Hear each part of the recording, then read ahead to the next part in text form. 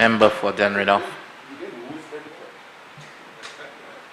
Thank you, Mr. Speaker. Mr. Speaker, let me state from the outset that I stand on behalf of the people of Denridov to support the proposed amendment to the National Insurance Corporation.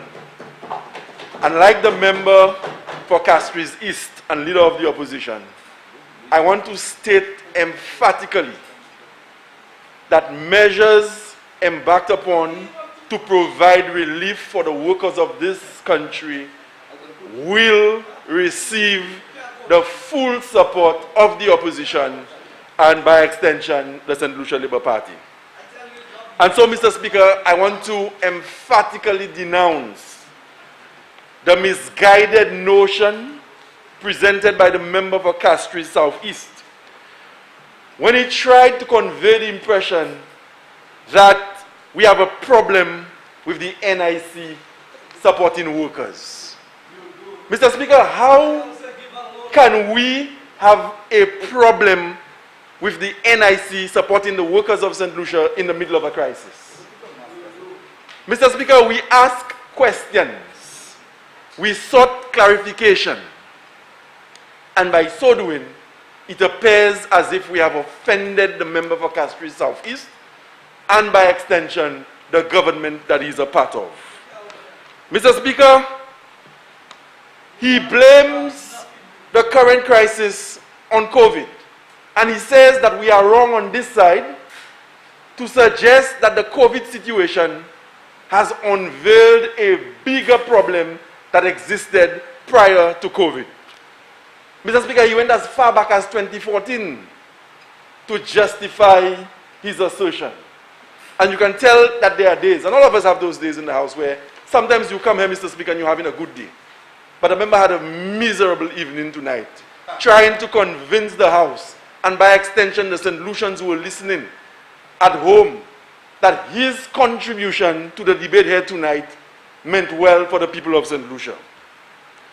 He accused us, Mr. Speaker, by asking questions, to be playing victims. And he said that the real victims are the people of St. Lucia. And he's correct. Because, Mr. Speaker, when $20+ million belonging to the National Insurance Corporation can be used to finance a golf course at a time when banana farmers in my constituency and elsewhere can go for 5 cuttings without payment, of course they are the victims. Who do you think the victims are? Mr. Speaker, the member criticized us by saying that it is the St. Lucia Labour Party that is responsible for St. Lucia not having a sinking fund today or adequate reserves to address the problems of our country. And he said that St. Lucia would have been a better place with $300 million. And I agree. But the member must remember, Mr. Speaker, that mere months ago, his administration spent in excess of $112 million on a horse racing facility. Couldn't that money today, Mr. Speaker, have been used to provide relief to the people of St. Lucia, Mr. Speaker? Mr. Speaker, Mr. Speaker, on a point of order. Honorable On a point of order. If the member is going to make allegations like that, provide some proof. Where did the government spend $112 million on CIP money? Where? Where? On the horse racing track. Where? Diversion of the road. Where? Relocating the garbage. The road that the etc. member is talking about was a road to the airport and was always going to be part of the road to the airport. Has nothing to do with the horse racing. So if the member is going to make allegations, please provide the evidence instead of just throwing numbers out. Honorable Member, I don't have an issue if you're raising issues or questioning, but you need to Mr. Speaker, the details. make it such that Many members before me have made the point that the details will be provided in a subsequent debate. I will concede to the Prime Minister. then I will accept Mr. that Speaker. you will. Yes, Mr. Speaker. I'm so guided. Mr. Speaker, this administration has been characterized by wastage, Mr. Speaker.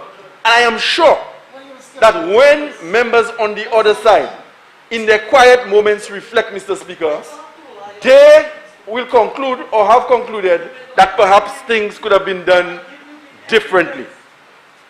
Mr. Speaker, it was the member for Ancillary Canaries, and after him the member for Castries South, who alluded to the fact that some of their constituents are really struggling to make ends meet. Même parlement pour Anslawe, même comme même parlement pour Castries Sud, Mr. Speaker. Yo dit nous, that every situation COVID, là n'y a pile moun en constituency yo, qui pas ni travail, qui appelle travail yo, qui passe à qui côté yo en journée travail. Et c'est pour raison ça, il a supporté le gouvernement pour venir ici, pour prendre des marches, pour faire NIC, mettre l'argent là, pour bailler moun anti-soulagement. Mr. Speaker, nous, en les façades, ça là, qu'à supporter ça. Because we too have constituents, Mr. Speaker. We have constituents who are feeling the pinch. We have people who have lost their jobs as a result of COVID. We have people who have been placed on rotation. We have people who do not know, like the member for Castries office himself said, who do not know where the next meal is coming from. And Mr. Speaker, sincerely, any relief package that the government is going to embark on to provide some form of comfort for the populace, we will support. But the one thing I can assure you that will never happen in this house is for us to come here as 6 yes men to the government who are supposed to come in and rubber stamp everything that is presented to us without asking questions and without ensuring, Mr. Speaker, that there is a frank contribution on the matters that are before us. Mr. Speaker, the responsibility for COVID-19 and providing relief to the people of St. Lucia is our responsibility. All of us should have a stake in this. But it cannot be, Mr. Speaker, a case where we just come in here. We are not supposed to question. If we question, it is perceived to be an attack on the government. If we raise issues, we are not sympathetic to the people of St. Lucia.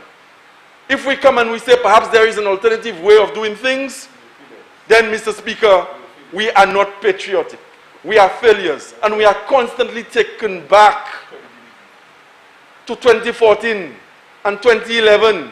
Our credibility is being questioned. And even at times, Mr. Speaker, we have to stay here and put up with insults. This is a serious issue, Mr. Speaker. We have seen what COVID has done. And it was the Prime Minister himself who likened COVID-19 to a hurricane. And COVID-19 everywhere in the world has left a trail of destruction. Not in the form of damaged infrastructure and fallen trees. Dreams have been shattered. Families have been decimated. Hopes have been lost. And Mr. Speaker, we are not exempted. We are not immune. And the situations that confront metropolitan countries, be it in Europe, America or Asia, the same situations, Mr. Speaker, confront us here in St. Lucia. And it is not enough for us to say that we are a small country and to just sit idly by and allow the disease or the virus to wreak havoc in this country, be it through in a medical form or through economic realities. So, Mr. Speaker, when I stand here to reflect the pain, the anguish, the anxiety, the concerns of the people of Oleon, Despin, Richmond, Grand Ravine, Gadet, Larissus, Lapel, Belmont, Grand Rivière, and Denier Rivière, Mr. Speaker. When I come to debate a proposed amendment to the National Insurance Corporation legislation, Mr. Speaker, I do so with those people in mind. Because my ultimate responsibility in this house is to ensure, Mr. Speaker, that whatever program government embarks on, it will redound to their benefit. And some of them, Mr. Speaker, they work for years on farms, and they have nothing to fall back on today. Only last week, a shipment of bananas to Barbados had to be rejected, Mr. Speaker. As if the fears and anxieties that come with COVID-19 isn't daunting enough. They have to put up against this. At least some people, Mr. Speaker, they work for the government. They have what we call the security of tenure as it relates to employment. Not everybody has that. So when the government comes to the parliament and says to us that we are going to amend the legislation, which in effect is a COVID-19 induced action, it must, Mr. Speaker, it must incorporate a frank and objective discussion. This is not about us, you know. And he was right. We are not the victims. The people out there are the victims. And there are many different perspectives that obtain out there. And it will not always be the perspective of your supporters that will reflect the situation. We have a perspective on this house. We have a responsibility to 37,000 plus St. Lucians who on the 16th of June, 6th of June, 2016, went into the various polling stations across the length and breadth of this country to reaffirm their belief and their commitment to the St. Lucia Labour Party. So we cannot come here, Mr. Speaker, and just be rubber stamps. We cannot come here and just be rubber stamps. Of course, the amendment is noble, very noble in its intention, Mr. Speaker, to provide relief for workers in this country. Who in their right mind can be against that? Qui moun qui sa fait quoi soye? Join a political party. Courir pour élection. Ouais, des gouvernements payants dans Hodia. Et aller parlement, les gouvernements venir et puis en décision pour mettre en place pour travailler en petit soulagement, qu'il y ait parlement et puis qu'il y ait dit yo contre ça. Who would do that in their right mind? Nobody would do that, Mr. Speaker. But we have a right. We have a right on this side to prescribe different modalities. We have a responsibility to put options on the table. But we should not be excoriated and be ridiculed because we say that there can be a different way to do things. Mr. Speaker, coronavirus, nous qui ça déjà fait en presque tout pays en la terre. Grand pays, petit pays. Caraïbes là et puis cette ici, ni problème that coronavirus jamais n'est bon nous. Et qui on dit bah là il a fait, Mr. Speaker, il a mis les gens dans un travail. Et le gouvernement a dit nous horia that yo ka aller yo ka ranger loi pour bailler pouvoir pour travailler puis NIC ça nous a créé NIS le temps passé pour bailler travailler anti-soulagement. Quand c'est moun ça qui joindre l'argent qui par mois et bien par semaine pour aider yo durant temps en maladie ça qu'a fait affaire en pays que moun passe à aller en travail business pas ka ouvert. Et nous supportons ça, Mr. Speaker. Mais nous avons dit, dans le temps qu'on dit, nous n'y pour ni en conversation et puis le gouvernement. Il passe à une situation que nous venons ici, et puis le gouvernement dit c'est comme ça qu'il a fait, et que nous sommes ni pour venir, et que le gouvernement fait ça, nous n'avons pas de problème avec ça. Nous avons une question pour me dire. Et que là, nous avons aussi dit gouvernement, que nous passons pour faire qu'on peut-être garder tout ça de l'autre manière. Et c'est ça qui roule nous en opposition. This crisis is not one, as I've said before, to be managed solely by the government. The Prime Minister cannot emerge from the COVID-19 situation as a superhero. This situation calls, as I've said before, for all hands to be on deck. The opposition has a role to play. It is a role that we will never shy away from. And when the government makes mistakes along the way, Mr. Speaker, you will never find us celebrating the missteps of the government. The situation is fluid. And there are times when decisions have to be made on the spur of the moment. And we have always resisted the temptation to criticize. However, once a situation arises where we have a responsibility to say to the government that this is not the way. Mr. Speaker, you can rest assured we will spare no effort in ensuring that we do so. It was the member for Castries South, Mr. Speaker, who spoke to the open-ended nature of the clause to be inserted in the legislation. And he was making the point that only the Prime Minister, or alluding to the fact, or as proposed by the legislation, that only the Prime Minister may make regulations for all matters relating to the economic relief program. Mr. Speaker, it was said earlier here today, and it has been said previously, that we are in extraordinary times. And extraordinary times call for extraordinary responses. Perhaps, Mr. Speaker, we could have had a committee to look at the regulations and decide, as opposed to leaving it to the Prime Minister. This is not normal, this is not usual. This is specific to a situation that confronts our country. And this may be for a limited period of time.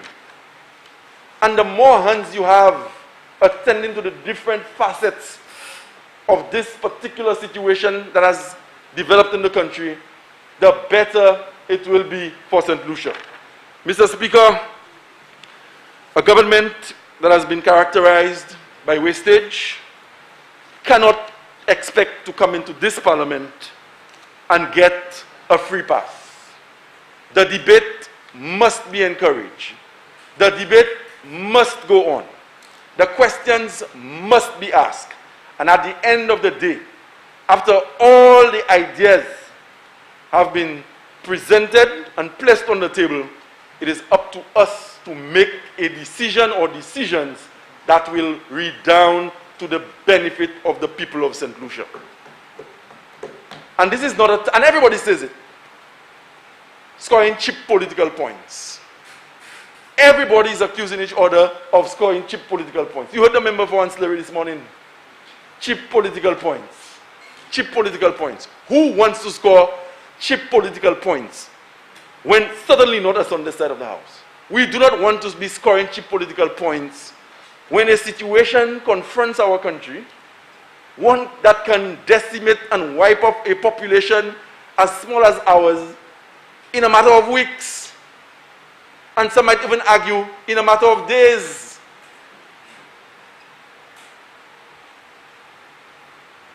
But we have a right, as I said, Mr. Speaker, and I will continue to say, to come into this chamber as duly elected representatives of the people to voice our concerns and to present a case on behalf of the people whose interests we represent in this house. The St. Lucia Labour Party and the 6 members of Parliament in here have absolutely no difficulty, and we welcome any economic relief program that the government is going to embark on. You know why, Mr. Speaker? Because we believe that those programs are meant to provide some form of respite and what we say in Creole, soulagement to the people of St. Lucia. However, we are duty-bound to provide a level of parliamentary scrutiny. Duty-bound to provide a level of parliamentary scrutiny that will ensure, Mr. Speaker, that at the end of the day, we are walking out of this chamber on the same level with a common understanding of how things are going to work and how our people stand to benefit. So, Mr. Speaker, with these few words, I want to once again pledge my support to an economic relief program that will bring some form of comfort to the workers of this country who have been affected one way or another. Thank you, Mr. Speaker.